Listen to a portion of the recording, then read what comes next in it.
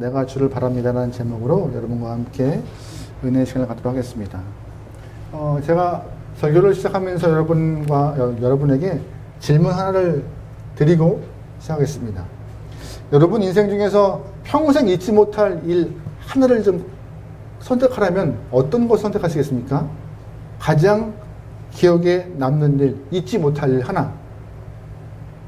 남성분들은 지금 옆에 계신 사모님을 만난 것이 가장 평생에 잘한 일, 기억에 남는 일이죠. 총각이 하면 안 되는 건데. 아니면 여기 계신 여성 성도님들께서는 옆에 있는 남편을 만난 것이 가장 잘한 일이죠. 그럴 거라 믿습니다. 또 어떤 분들은 평생 내가 잘한 일이 무엇인가, 잊지 못할 일이 무엇인가, 함께 하는 교회에 오신 것이 가장 잊지 못할 일이라고 말하시는 분도 계실 거예요. 그런데 만약에 여러분이 다윗이라면 어떠한 일을 평생에 한 가지 기억될 만한 일로 꼽으시겠습니까? 여러분이 다윗이라면 골리앗을 무너뜨린 일? 아니면 왕이 된 일? 다 멋있는 일입니다. 어린 다윗이 블레셋 장수, 그 큰 장수 골리앗을 이겼다는 것은 아마 정말 어느 곳에서도 찾아볼 수 없을 만큼 큰 승리의 모습일 것입니다. 다윗은 그것을 기억했을까요? 그것을 평생에 하나 딱 기억할 만한 일로 꼽았을까요? 아니면 그 시골 촌뜨기 목동이었던 다윗이 이스라엘의 왕이 된 그 모습을 평생 나 출세했지 라고 하면서 기억하며 떠올렸을까요? 둘 다 충분한 가치가 있는 일이지만 오늘 본문의 다윗은 골리앗을 이긴 일이나 왕이 된 일이나 그것을 평생에 기억할 만한 첫 번째 일로 꼽지 않았습니다. 그러면 다윗이 꼽은 일은 뭘까요? 바로 밧세바를 음해 가늠한 일을 그 평생에 잊지 못할 일로 기억하고 있어요. 의외입니다. 본인이 가장 드러내고 싶지 않은 치부를 드러내고 있는 것이에요. 그걸 가장 평생 잊지 말아야 할 일이라고. 근데 그 힌트가 오늘 본문에 조금 나와 있는 것 같아요. 오늘 본문 10편 38편 그 표제 맨 위에 시작하는 글을 보면요, 다윗의 뭐하는 시? 기념하는 시래요. 자기는 일평생 밧세바를 그 범한 일에 대해서 치욕스러운 죄짐에 있는 그 모습이지만 그거를 잊지 말아야 될, 꼭 기억할, 평생에 품을 만한 일이라고, 잊으면 안 되는 일이라고 다윗은 그 마음을 품고 오늘 시를 쓴 거예요. 그래서 오늘 본문은 많은 학자들이 참회의 시라고 말하고 있어요. 참회의 시. 그러면 다윗은 자신의 업적 가운데 수많은 업적 중에서도 왜 하필이면 그렇게 들추고 싶지 않은 이 본문을, 그 사건을 끄집어내어서 시편을 쓰고 있을까요? 세 가지를 말하고 싶은 거예요. 첫 번째 무엇이냐? 죄가 얼마나 무섭고 죄가 얼마나 고통스러운지 잊지 말아야 한다라고 교훈을 주기 위해서 오늘 본문을 쓴 것입니다. 죄가 얼마나 무섭고 얼마나 고통스러운지 잊지 말라고요. 우리 1절부터 3절까지 읽어보겠습니다. 시작. 여호와여, 주의 노하심으로 나를 책망하시고 주의 분노하심으로 나를 진멸하지 마소서. 주의 화살이 나를 찌르고 주의 손이 나를 심히 누르시나이다. 주의 진노로 말미암아 내 삶에 성한 곳이 없사오며 나의 죄로 말미암아 내 뼈에 평안함이. 잘 보시면 주의 노하심이 다윗에게, 주의 분노하심이 다윗에게, 주의 진노가 다윗 자신에게 임하였다고. 그래서 2절 말씀에 그 진노하심이 화살같이 날 찌르고 있고 굉장히 고통스럽다고 말하고 있는 것이에요. 그뿐인가요? 2절 말씀 한 번 더 있잖아요. 주의 손야를 심하게 누르고 있다고요. 혹시 조르기 당하시고 보신 적 있으세요? 조르기? 남성분들은 어렸을 때 레슬링 하는 그런 게임들 많이 하시는데 그런 게임 중에서 기술 중에서 조르기도 있고 그런 거 있어요. 조르면은요 숨이 턱턱 막히는데, 사람이 졸라도 이렇게 숨을 막히는데, 만약에 운동하시는 분들, 유도나 레슬링 하시는 분들이 그러면 아마 거의 죽을 것 같아요. 근데 하나님이 누르고 계시대요. 주님의 진노하심이, 분노하심이, 노하심이 다윗을 눌러서 너무나 고통스럽고 힘든 시간을 허락하시고 있대요. 무엇 때문에요? 자신이 범했던 죄 때문에요. 그만큼 죄가 고통스럽고 그만큼 죄가 나를 찢어놓고 있다고 말하고 있는 것입니다. 그뿐인가요? 8절 말씀 보세요. 내 죄악이 내 머리에 얹혀서 뭐같이 됐대요? 무거운 짐 같다고. 무거운 짐 같아서 나 감당할 수 없을 만큼 힘들다고. 오늘 말씀에 또한 상처가 썩고 악취가 나는 것 같다고. 여성분들은 잘 아실 거예요. 조금만 게으름 떨면은 그 개수대에 음식물 썩어가는 냄새가 얼마나 심한지. 근데 그 죄 때문에 심령이 썩는 모습이 그뿐인가요? 6절 말씀. 아프고 종일 슬프대요. 뭐 때문에? 죄 때문에요. 그것만이 아니에요. 11절. 내 사랑하는 자와 내 친구들이 내 상처를 멀리하고 내 친척들도 멀리했대요. 내 주변에 사람이 있다 없다? 없대요. 내 죄가 만방에 드러나는 순간 나는 고통스러워지고 주의 진노하심이 임하고 누르심이 있는 것같이 고통스럽고 또한 사람들이 상대 안 하여서 외톨이 같은 모습에 그런 일을 경험했던 것이 자신이라고. 뭐 때문에? 죄 때문이라고요. 그만큼 죄가 무섭고 고통스럽다고. 내 영혼을 짓누르는 일이라고. 여러분은 이런 고통 경험해 보신 적 없으시길 소망합니다. 만에 하나 우리가 남 모르는 아무도 알지 못하는 나만 알고 있는 그 잘못들을 하나라도 아니 10분의 1이라도 아니 100분의 1이라도 드러나는 순간 우리는요 사람들 앞에서 얼굴 들 수 없을 만큼의 아주 부끄러운 모습이었고 구석을 향하여서 어둠을 향하여서 도망갈 수밖에 없는 모습이었을 것입니다. 그런 삶을 다윗은 보내고 있던 것이에요. 오늘 본문에서 그 죄가 얼마나 무섭고 고통스럽고 힘든지를 그래서 그 죄 멀리하라고 다윗은 말하고 있는 것입니다. 독일의 신학자 폴 슈나이더라는 학자가 있는데요. 뇌성마비 환자였어요. 우리가 일상으로 하는 옷을 입고 밥을 먹고 또한 뭐 이렇게 활동하는 것들이 그게 굉장히 힘든 일이었습니다. 하지만 은혜 가운데 뇌성마비 환자이지만 신학자로서 길을 잘 걸어가고 있는 영혼이었어요. 불평 한마디 없이 주님의 은혜를 경험하고 주님의 길을 걸어가는 영혼이었어요. 근데 그의 삶 가운데 또한 고통스러운 암이 찾아옵니다. 뇌성마비 환자에도 암이 찾아오는 그 절박하게 코너로 몰리는 상황과도 불구하고 그는 이런 인터뷰를 해요. 지금 내가 갖고 있는 결함은 뇌성마비, 암, 죄 세 가지가 있다. 이 세 가지를 레벨 5로 평가하면 뇌성마비는 수치가 3이고 암은 4고 죄는 5다. 육신의 아픔과 질병의 고통이 죄를 이기지 못한다고 말하고 있는 것이에요. 왜? 육신의 아픔과 질병은요, 이 땅에 사는 잠시의 고통이라 말할 수 있지만 죄의 문제 해결이 아니면 우리의 모습은 심판대 앞에서 큰 일을 당하기 때문에 슈나이더라는 학자는 죄가 육체의 질병보다 무서운 것이라고 말하고 있는 것입니다. 여러분, 그래서 죄의 심각성을 좀 알기 소망합니다. 무딘 것 그냥 그렇게 넘어가는 순간 참 무서운 일이 발생해요. 다윗은 오늘 본문을 통하여서 죄는 무섭고 고통스러움을 알아야 한다라고 계속 경각심을 주고 있습니다. 여러분, 속히 죄의 문제가 여러분 삶에 해결될 수 있기를 소망합니다. 두 번째 본문에서 다윗이 우리에게 말하고 있는 것은 죄의 고통에서 벗어나기 위해서는 회개가, 즉 드러남이 필요하다고 말하고 있어요. 드러남이.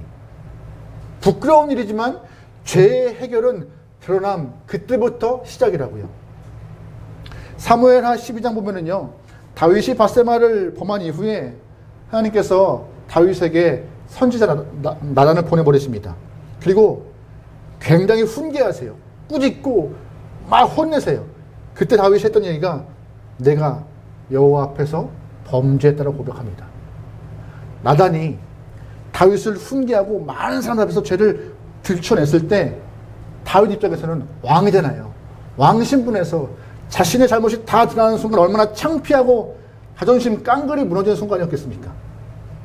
근데 감사한 것은 아이러니하게 가장 창피하고 자존심이 완전히 뭉그러진 그 순간이 다윗의 영혼이 살아나는 순간이었어요. 나는 죄인입니다, 주 앞에서. 아마 선지자가 와서 말하지 않았다면 입 다물고 평생 갔을 거예요. 아무도 몰랐겠지? 아무도 모를 거야. 괜찮을 거야 라고 하면서. 하지만 가장 창피한 순간이 이 다윗을 살리는 순간이었죠. 만약에 우리의 죄가 해결되지 않고 감추어져 있다면 어떻게 됐을까요? 아, 행운이야, 괜찮아, 안 걸렸으면 장땡이지 라는 그런 마음이 좋을까요?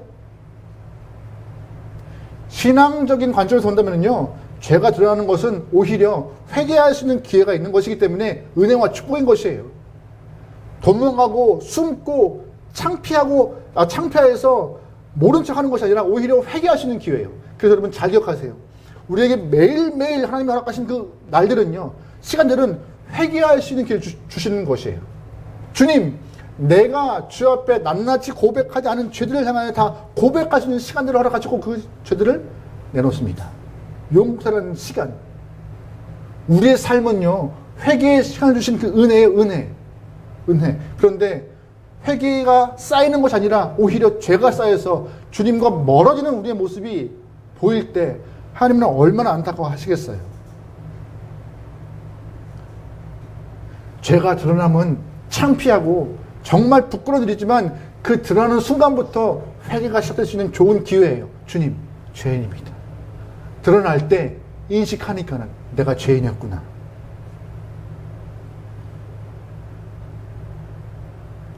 제가 창피한 이야기인데 하는데 제 얘기 좀 해볼게요. 제 얘기예요. 제가 요 근래에 먹는 걸 굉장히 조심해요. 먹는 걸 조심하고 먹는 걸 좀 이렇게 좀 관리하고 있는데 절제가 안 될 때가 한 번 있어요. 가끔씩. 몸이 막 미치도록 반응할 때가. 소식하고 운동 열심히 하면서 몸을 관리하고 있는데 어느 날 집에서 안 사람이 과자를 툭 뜯은 거예요. 근데 그 냄새가 그날 참았어요. 됐다. 근데 저희 안 사람도 양이 작아요. 몇 개 먹고 딱 덮어보고 많은. 근데 큰 봉지 과자를 몇 개 딱 덮고서 밀봉해서 딱 넣었는데 냉장고 위를 지나갈 때마다 과자가 자꾸 이렇게 부르는 것 같아요. 하루 견디고 이틀 견디고 3일 견뎠어요. 계속 시선이 이리로 가는 거예요. 어느 순간 밀봉한 거를 툭 떠서 진짜 허겁지겁 먹은 것 같아요. 진짜 그날. 근데 유독 그런 날이 있는 것 같아요. 진짜 잘 견디다가 그 하루. 근데 다 먹고 나서 아차 싶은 거죠. 내가 왜 그랬을까? 열심히 봉지를 접어서 쓰레기 봉지 깊숙이 넣었죠. 모른 척. 근데 대부분 그러면 저희 안 쓰면 안 찾아요. 한 번 먹은 과자는.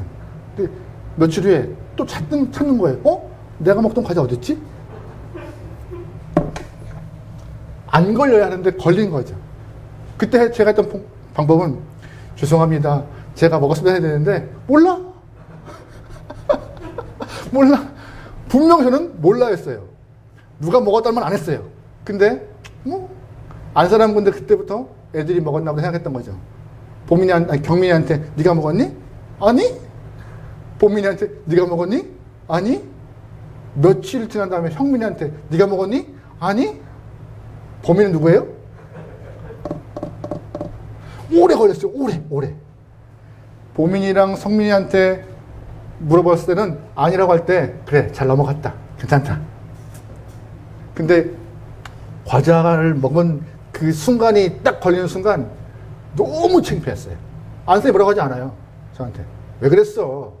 그 딱 한마디지만, 몸 관리를 해야 되는 저기 때문에 왜 그랬어? 라는 한마디지만 얼굴이 빨개지더라고요. 그거 하나, 과자 하나 때문에. 근데 과자만 가지고 그래요? 그럼 다른 것들은 어떨까요? 죄라는 부분을 좀 딱 터져놨을 때 창피해요. 숨고 싶어요. 얼굴을 못 들어요. 근데 그거 아세요? 창피하고 얼굴이 빨개지고 딱 그 순간에 죄송합니다. 잘못했습니다. 주님, 용서해 주세요라는 그 기회인 거예요. 숨고 도망가는 것이 아니고요. 1981년 미국의 범죄 심리학자 제임스 윌슨과 조지 킬링이 깨진 유리창의 이론이라는 논문을 발표했어요. 논문을. 근데 그 논문이 무엇이냐? 깨진 유리를 치우지 않으면 그곳에 점점점 쓰레기가 쌓이는데, 쓰레기가. 우리 쉽게 보잖아요. 요즘에 TV에서 그 캠핑 하시는 분들 많이 나오는데 쓰레기를 다 가져가면 돼요. 그러면 참 별거 없어요. 근데 먹고 나면 티를 내요. 그러면 거기에 뭐가 쌓여요? 음식물 쌓이죠? 쓰레기 버리는 건가 보다. 자꾸 캔 하나, 봉지 하나 쌓이기 시작해요. 그러면 그건 또 누가 치워요? 마을 주민이 또 치우죠. 다음에 또 오면은 또 버리고. 아예 처음부터 못 버려야 되고 안 버려야 되고 있으면 깨끗이 치워야 되는데 그 얘기를 하고 있는 것이에요. 우리의 죄가 안 드러났다고 괜찮다 하는 순간 여러분, 그러기에 괜찮은 죄는 없습니다. 하나도 없어요. 언젠간 드러나고 그 드러남이 창피함이지만 그것이 바로 우리에게 회개의 순간임을 꼭 기억하시면 좋을 것 같아요. 우리가 다 아는 얘기예요. 미국의 42대 대통령 클린턴이 재임 기간 중에 아주 큰 스캔들이 터졌습니다.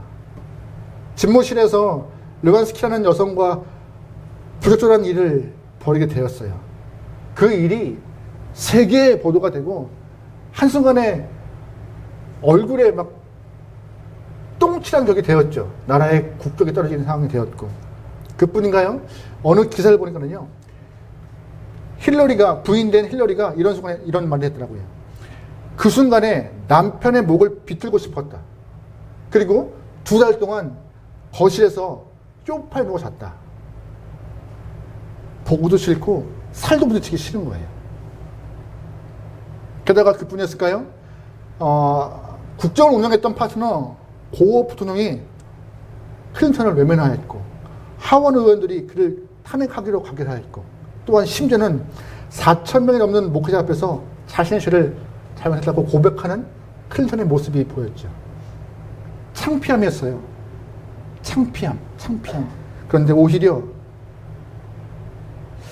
죄가 드러나고 용서함을 통하여서 창피한 일을 경험했지만 이 클린턴은 다시금 그 일을, 그런 류의 범죄를, 그런 잘못을 안 저질렀을 거예요. 저지를 수가 없죠. 그렇게 큰 창피를 당했는데. 죄 때문에 감옥 가고, 죄 때문에 가정이 파괴되고, 죄 때문에 인간관계가 다 끊어지는데 누가 다시금 죄를 짓고 싶겠어요. 다윗은 이 오늘 본문을 통하여서 죄가 드러나는 것은 순간 창피하지만 오히려 그것이 회개의 시간이고 그 드라마를 통하여서 죄가 다시금 우리 삶에 들어올 수 없는 귀한 은혜라고 하나님은 말하고 있다고 다윗은 고백하고 있는 것입니다. 그런데 이렇게 감옥에 가고 가정이 파괴되고 관계가 깨지고 이렇게 극단적인 상황에 가지 않을지라도 우리에게 죄를 인식하게 할 수 있는 좋은 은혜의 방편이 있어요. 뭔지 아세요? 성령 하나님이 내 안에 들어오시면요, 그 성령의 빛 때문에 죄악된 검은 내 영혼이 다 드러나요. 나의 부끄러운 모습과 나의 잘못된 모습이 다 드러나요. 그래서 십자가와 복음과 예수님이 그렇게 무서운 분이세요. 멀리 하면은 아무것도 아닌 일이 가까이 하는 순간 내 죄와 직면시켜서 내가 얼마나 더러운 사람인지 다 깨닫게 하고, 또한 죄인임을 알게 하는 것을 그치는 것이 아니라 십자가를 통하여서 죄를 용서하시는 데까지 연결시키죠. 그래서 십자가와 복음이 위대한 거예요.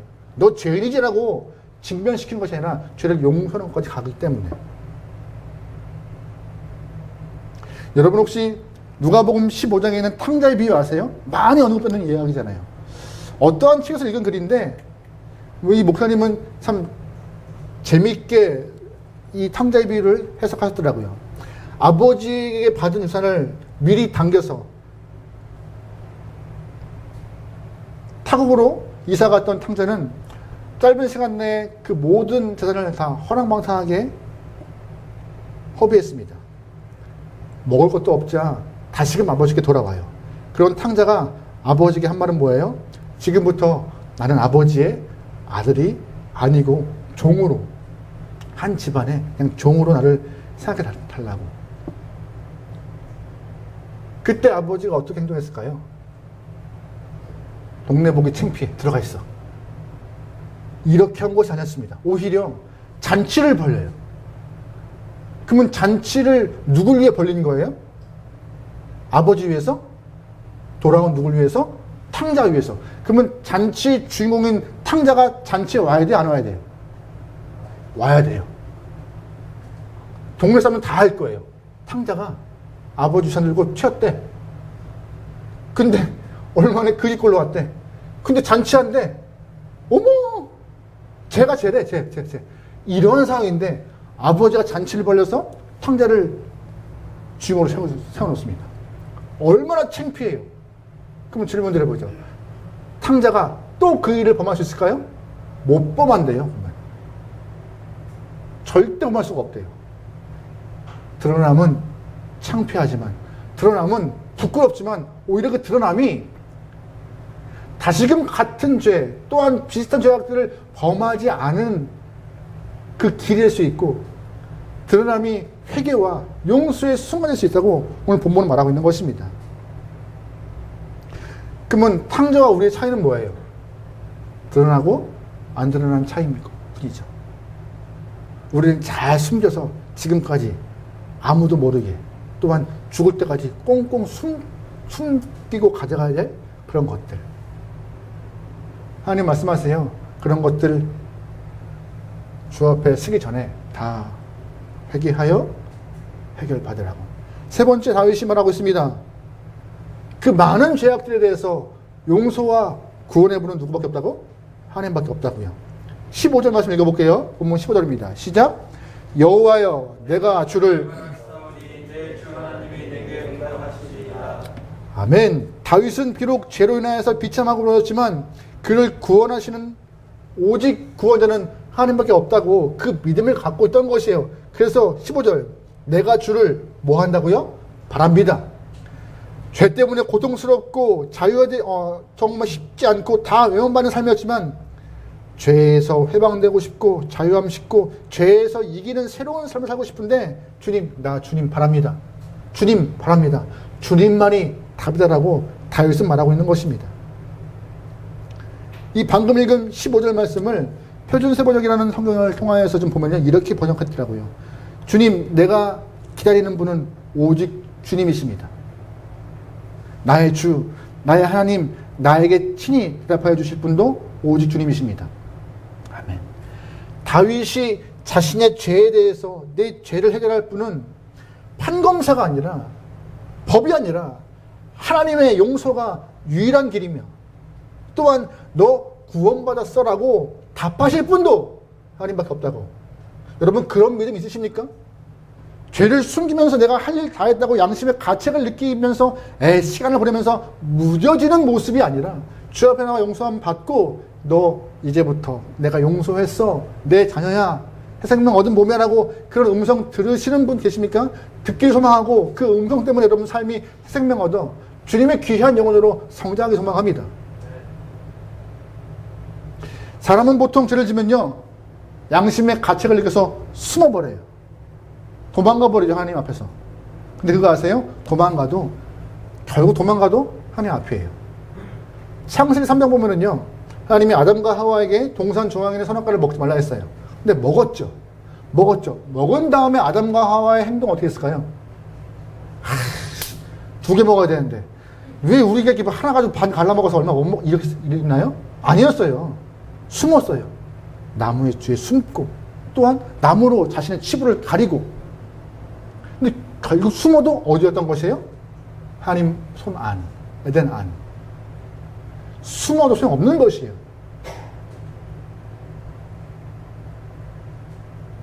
타조인가요? 타조가 도망가다 숨으면 머리만 박는다고 하던데. 맞죠, 타조.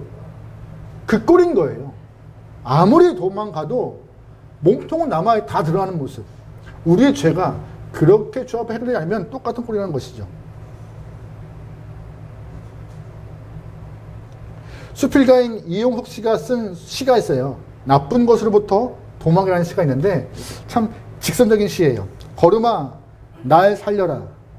주랭랑이 날 살린다. 나쁜 것으로부터 도망, 술, 마약, 도박, 오락, 성, 경마, 경륜, 경정, 투계, 파찐코 등으로부터 도망이 날 살린다. 그러니 주랭랑 쳐라. 그것만이 살 길이다. 이 언급한 것들로부터 도망가는 것이 살 길이라고 말하고 있어요. 살 길이라고. 여러분 가까이 하지 않게 소망합니다. 그래 여러분이 죄악과 먼 영혼이 된다고 말하고 있어요. 그런데 감사한 것은 성령이 우리에게 임하시면요, 그 역사함을 통하여서 하나님의 빛을 비칠 때 우리가 죄를 도망가지 않아도 성령 하나님 때문에 우리가 하나님을 찾게 돼요. 이해하세요? 자꾸 도망가지 않아도 주님을 찾다 보니 자연스럽게 가까이 하지 않게 되는 것입니다. 피하려고 애쓰기보다 오히려 주님을 향하여서 여러분의 발걸음과 인생의 모습을 올인하는, 그래서 도망감이 아니라 주 앞에 더 집중하는 모습으로 여러분의 삶이 죄와 멀어지길 소망합니다. 오늘 다윗은 그 말을 하고 있는 것이에요. 죄의 용서는 오직 그분이고 나의 삶도 새롭게 바뀌게 하실 분도 하나님이시다. 그분이 답이시다. 나는 기다린다. 우리 21절, 22절 말씀 읽어볼게요. 21, 22절입니다. 같이 읽어요. 시작. 여호와여 나를 버리지 마옵소서.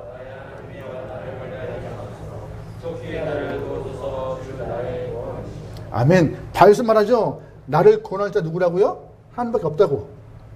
우리 인생 바뀔 만하게 역전시킬 분 주밖에 없다고. 그래서 우리의 모습 거룩히 씻어 거룩한 영혼으로 변화시켜 새로운 인생길을 살아갈 수 있는 그 길은 오직 하나님밖에 없다고 오늘 본문은 말해요. 그래서 하나님은 그 모습을 우리에게 실현시키고자 이 땅에 누굴 보내셨어요? 아들 예수를요. 아들 예수를요. 죄가 드러나서 너 잘못 이거야 라고 끝나버리지 않고 드러남을 회개하여 주 앞에 은혜가 되어 주의 자녀로 살기 위한 그 길을 복음과 십자가와 아들 예수를 통하여 완성하신 분이 하나님이십니다. 그래서 우리가 너무나 잘 알고 있는 말씀이잖아요. 하나님이 세상을 너무 사랑하사 독생자 주셨다고. 그 독생자 믿으면 멸망하지 않고 뭐 한다고요? 영생을 누리겠다고요. 여러분 그 아들 예수를 믿어 여러분의 인생이 죄로 심판받아 지옥이 아니라 천국으로 향할 수 있는 경영들을 소망합니다. 우리의 죄는요, 보물같이 꽁꽁 싸매어서 가져갈 것이 아니에요. 버려야 할 것이고 해결할 문제인 것입니다. 예수님 부를 때 그 모든 것이 다 해결할 수 있는 것이고 예수님을 나의 안에 영접할 때, 믿음으로 고백할 때 그 일은 이루어지는 것입니다. 여러분 그러기에 주를 바라고 고대하고 사랑하는 우리 모든 함께하는 교회 영혼들을 주의 이름으로 축원합니다. 아멘.